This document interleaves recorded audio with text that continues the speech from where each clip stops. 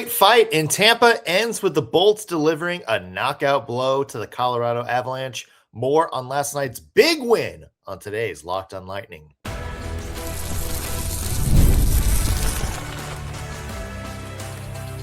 You're Locked on Lightning, your daily podcast on the Tampa Bay Lightning, part of the Locked on Podcast Network. Your team every day. Thank you for making Locked on Lightning your first listen of the day. Every single day, we are your free daily Tampa Bay Lightning podcast, part of the Locked on Podcast Network, your team every day. As always, we want to give a shout out to our everydayers. Those of you who tune in every single show, every single day, we love you and we appreciate the support you give us week in and week out. I'm Nick Morgan, my normal partner in crime. Greg Stephen is still out sick, so we're flying solo today. And what a game we have to talk about. Tampa knocking off the Colorado Avalanche 4-2 at Club BMI. Oh, what an incredible game. An 8-game win streak now for the Tampa Bay Lightning. And 8 just must be a magic number because that is also Nikita Kucherov's point streak. A lot of good things going for the Bolts right now. A little bit of a statement win, yes, this early into the season. We'll talk about that. Plus the heroes of the game, team defense. A couple of different lines, a couple of different duos stepping up to keep Colorado's big guns in check. A lot to get to on today's recap. Before we kick it all off, want to mention today's episode is brought to you by FanDuel. The NFL wildcard round is right around the corner, and FanDuel is officially in playoff mode. Visit FanDuel, official sportsbook partner of the NFL, and grab your profit boost pack every NFL playoff game day.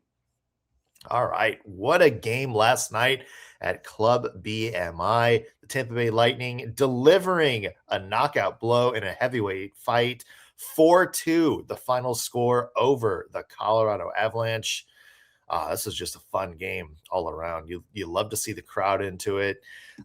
You love to see the Lightning respond. It was a fantastic game, and it ends with the Lightning doing something that not a lot of NHL teams have been able to do this season, and that's beat the Colorado Avalanche in regulation. So, in case you didn't see the game last night, let's get to a quick recap for you. As I said, back and forth game all game long. Lightning strike first after a close first period. Jake Guentzel somehow left all alone down by the goal line on the power play, walks it in himself, lifts one past Scott Wedgwood to put the Bolts up 1-0. Avs would come back in the second period. They had back-to-back goals in the first half of that second frame, made it 2-1, but then big goal right towards the end of the third period with 3 minutes left. Big effort from the Gord, Holmberg, Gergensons line to keep the puck in the zone. More on them later. They forced a turnover and then played a little tic-tac-toe. Then it was Zemgus tapping in the game-tying goal, beat Cale Makar on that play. That's something that doesn't happen a lot. That, to me, that was a big boost at the end of that second period. It felt like it gave the Bolts a little bit of an energy boost there and brought the crowd back into it after the Avalanche took the lead early. Then, third period, 11 minutes left. Brandon Hagel gives the Bolts a lead. Great effort by Nikita Kucherov in the corner, played a little keep away, and then a great feed by, of all people, Max Crozier to give Hagel the puck. It was a little no-look backhand pass that Hagel one-timed. Avs pushed hard late in this game. Andrei Vasilevskiy stepped up and made a few great saves late, including a point-blank chance on Brock Nelson with the net empty. Speaking of the empty net, Anthony Cirelli got that empty netter to make it 4-2. Couple of scrums right at the end and a big win for the Tampa Bay Lightning. Let's do, as we do for every recap, let's start with plus minus. You can pick a lot from the game standpoint here for a plus minus, but I am going to go big picture and say my plus was the overall atmosphere in the arena for this game. You're talking about the intensity of the players, the way the crowd got into it, down to how physical these two teams were towards the end of the game. Everything about this game had the feelings of a playoff atmosphere, which is big because if I was a betting man, I'd say there's a strong chance that these two teams might play each other a couple of times come June. But it was awesome. even watching it from my couch, you could kind of feel the energy of the crowd through the TV. Right at the end, first when Brandon Hagel got that go-ahead goal, you could feel the eruption, and then just the big celebration at the end when Cirelli hit the empty netter. I love the crowd last night. I love how the players responded. Like, they certainly stepped up and brought the emotion and energy of a big playoff game, and it matched the heavyweight fight feel that this game really deserved. Because again, like, these are two of the best teams in the NHL this year, going head to head. I think everything about the in-arena atmosphere did a game like this justice. For my minus, faceoffs. Tampa Bay last night, just 17 of 55 from the faceoff dot. Oh, 30.9%. Even by NHL statistical standards, that's a pretty absurdly low number. Now, look, it didn't cost the Lightning anything, but you keep losing those key starts, especially in the offensive zone. That feels like that can be a momentum killer sometimes. Like, obviously, we've talked about this before. I know faceoffs, people call them a little bit of an overrated stat for whatever reason, and I disagree. I really think if you're in the offensive zone and you win the faceoff, that's a chance to set up a little bit there. Like, that's a chance to keep the defense locked in their zone. You can maintain possession, really keep the defense on their heels, and you're keeping their offense out of danger. Like, you're keeping the puck away from them. You're playing puck possession. You're keeping them away from having an opportunity to score. Likewise, on defense, you win a big defensive zone faceoff and you kill their opportunity to really set up. You make them have to dump and chase. You make them have to try to set up, carry the puck in from the neutral zone and go at it again. I do think there is something to be said for teams that are good at faceoffs and getting faceoffs and key opportunities. And that is one area in which the Lightning have been absolutely atrocious this year. I would really love to see them step up and be able to have, better luck on the faceoff top. But again, there wasn't really a moment in which a faceoff loss cost them last night. It's just something you would like to see them do a little bit better moving forward, especially as it results in the offensive zone, because I think you probably, maybe with a little bit better faceoff luck, had some more offensive chances in this game last night, even more than you had. But hey, I'm picking hairs here. It was a great win for the Tampa Bay Lightning. They have a lot to be happy about, including the way all-around team defense stood out. Yeah, Nathan MacKinnon, quiet in this game. We're going to talk about how the Lightning stepped up as a team to keep the Avs' big guns in check when we come back. Today's episode is brought to you by FanDuel. The wild card round, it's officially here. I love seeing NFL playoff action kick off. FanDuel is also officially in playoff mode. Every game during the NFL playoffs, FanDuel is giving customers even more ways to get in on the action. Because right now, every NFL playoff game day, FanDuel users get a profit boost pack waiting for them inside the app. Each day, you'll see a pack loaded with multiple profit boosts that you can apply to bets you like the most. All you have to do is open your profit boost pack first thing on game day and see what boosts you want to apply. The boost lets you lean into your game day instincts, so whether you're backing momentum, backing defense, betting on good quarterback play, or you want to go for the variables and just pick good coaching, the boosts give you more juice on the bets you already like, instead of forcing you to bet something new. So every play feels bigger, and the boosts make you feel like your bets are bigger too. You make your picks, then apply your profit boost to go after even bigger payouts while the playoffs get rolling. So visit FanDuel, official sportsbook partner of the NFL, to grab your profit boost pack and a free NFL playoff game day. You can also do the same thing via the FanDuel app, so you can bet straight on your phone. Again, go to FanDuel.com to get started.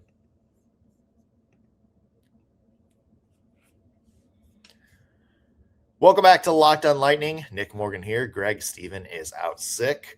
We're talking about the Lightning. It's 4-2 win over the Colorado Avalanche last night. Only the Avalanche's fourth regulation loss this season. Yeah, they're on a big pace.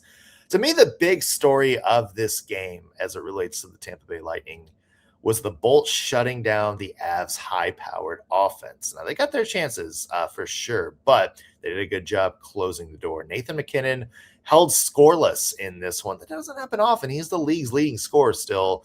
Was also -2 with a couple of giveaways, including one that led to the Bolts tying goal. You also have no points for Vasilevskiy, Arturi Lehkonen, Martin Necas in this game either.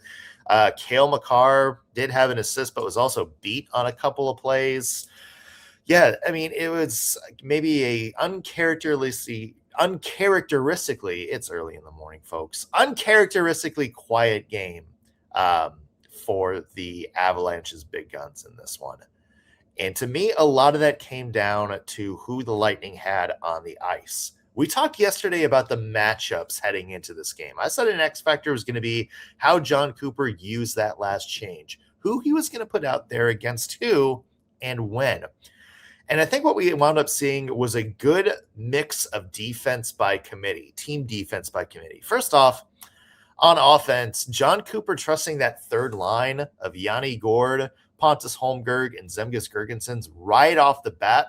They put them in the starting lineup to go head-to-head with Nathan MacKinnon's line, and those three lived up to the test. They were hounding that Avs first line all night long, made it really difficult for them to get any space.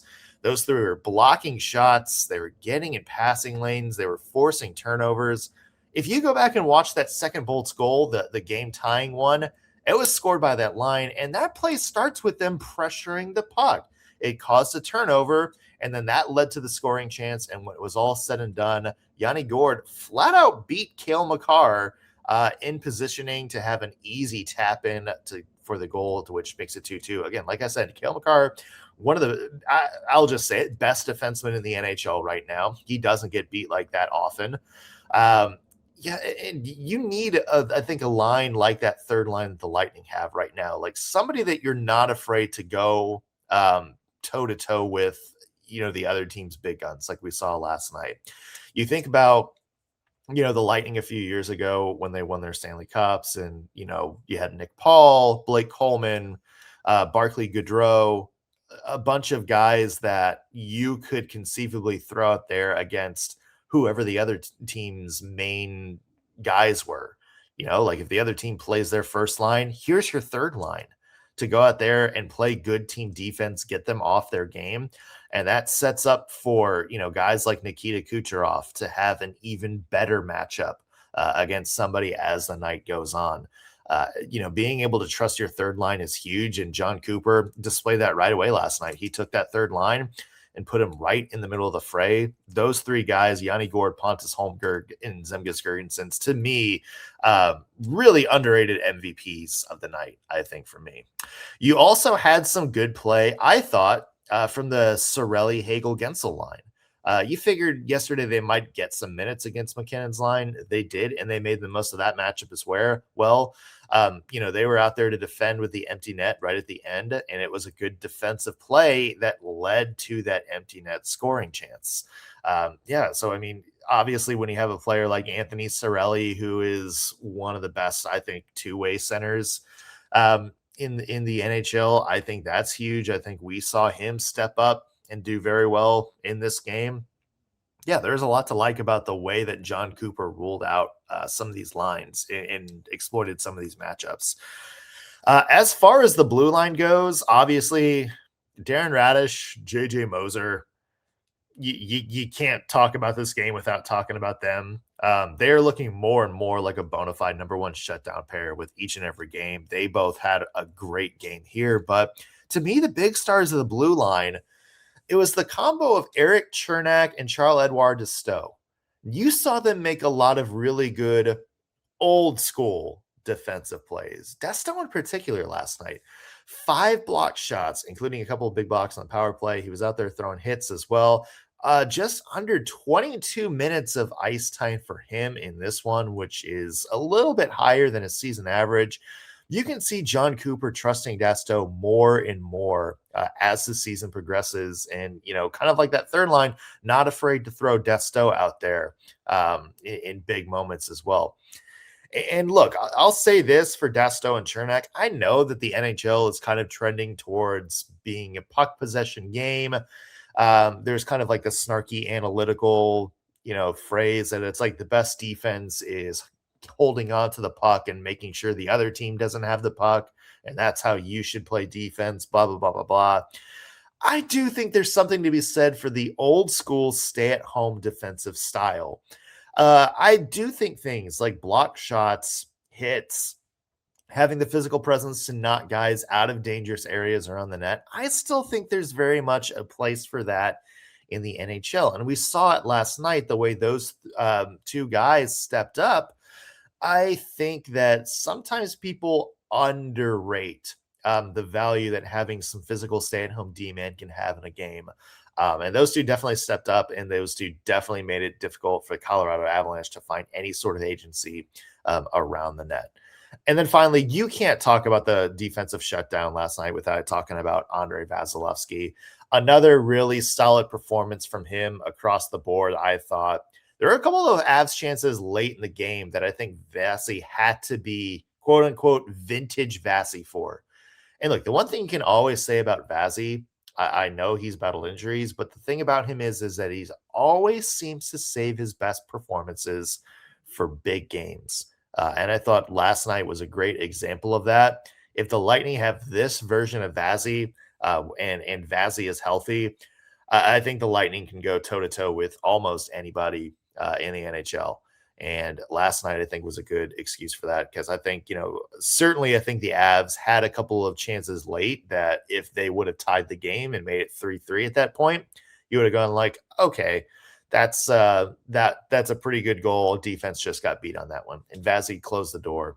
All around, great team performance, I think, for the Lightning last night. Everybody, especially when it comes to team defense, did their part. And as a result, a lot of the Avalanche big guns stayed quiet last night.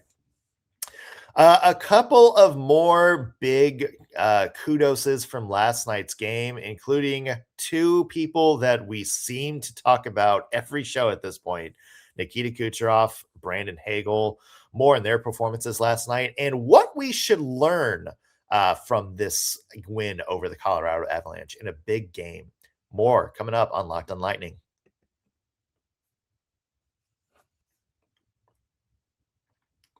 We're back on Locked on Lightning. Nick Morgan here. Greg Stephen is out sick. We are talking about the Tampa Bay Lightning's big 4-2 win over the Colorado Avalanche last night. Only the Avalanche's fourth regulation loss of the season.